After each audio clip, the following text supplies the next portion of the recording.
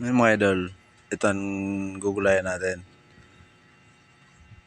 Talbos ng kamuting kahoy, yung gulayan naman natin ngayon. Wala kasi tayong gawa. Yan, sahalang na natin mga idol yung gata.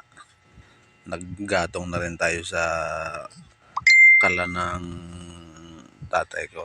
Dito kasi tayo magugulay mga idol. May panggatong. Bali, hintayin lang siya natin mga idol kumulo bago natin isasalang yung talbos ng kamuting kahoy. Ayan, kumukulo na siya mga idol. Kaya may ilalagay na natin yan.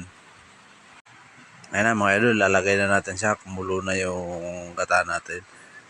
Pinapakulo muna natin yung gata bago natin ilalagay yung talbos ng kamote. Yung ating gulay.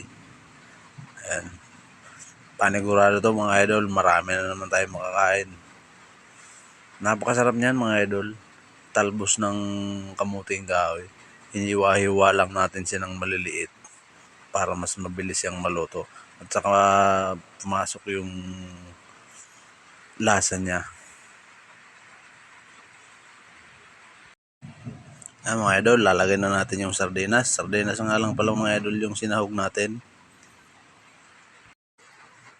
Medyo malapit-lapit na siya mga idol, maluto. Kain na daw mga idol.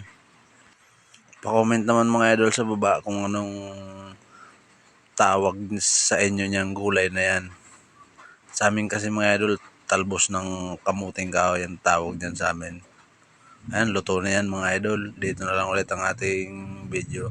Maraming salamat sa inyo mga idol.